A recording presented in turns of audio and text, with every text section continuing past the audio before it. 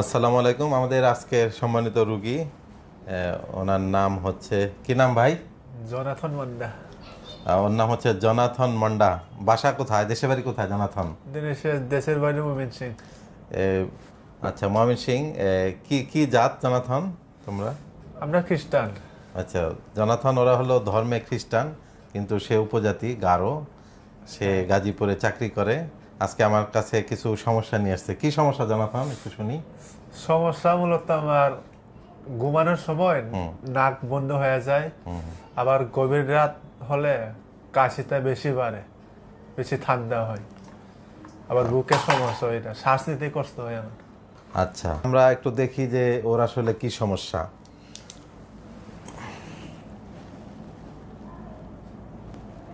আচ্ছা, ওর যেটা সমস্যা সেটা হচ্ছে ওর বোঝাই যাচ্ছে যে ওর আসলে অ্যালার্জি। ওর রোগের নাম হচ্ছে অ্যালার্জিক রাইনাইটিস। এছাড়া ওর নাকের হাড়ও একটু বাঁকা আছে, অর্থাৎ এটা হচ্ছে ওর নাকের হাড় বাঁকা, ডেভিয়েটেড নেজাল সেপ্টাম বলে। এই ধরনের সমস্যা ওর আছে। আচ্ছা জনাথন, আমার একটা প্রশ্ন, যে আপনি কি কখনো এরকম হয়েছে যে কোথাও নাকের ভিতরে অ্যাসিড লাগে নাকের চিকিৎসা করতে গেছেন, পলিপাসের চিকিৎসা? হ্যাঁ, করেছিলাম। কতদিন আগে? করেছিলাম এটা 2 মাস আগে। 2 মাস আগে। জি। পরে ওরা কি কি ওষুধ লাগিয়ে দিল ওখানে? ওরা মূলত ওষুধ লাগাইছে যে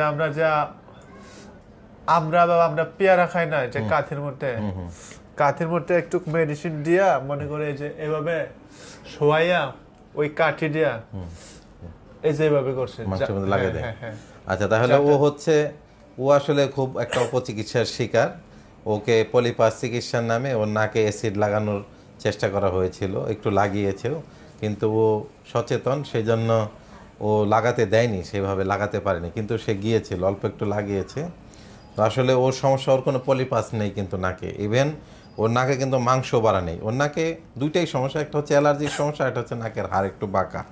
এটার জন্য হ্যাঁ, আমি পরীক্ষা করাতে পারি যে অ্যালার্জির পরিমাণটা জানার জন্য যে কতটুকু অ্যালার্জি আছে, সেই জন্য আমি একটা পরীক্ষা দিলে ওকে আমি করাতে পারি।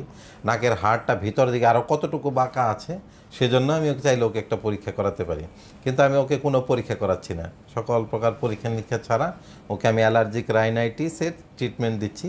আগে এটা ঠিক হোক, তারপরে আমরা দেখব যে ওর নাক বাঁকা থাকার পরেও যদি ওর নাক দিয়ে শ্বাস প্রশ্বাস না যায়, তাহলে অন্য কোনো চিকিৎসা যদি লাগে সেটা আমরা করব।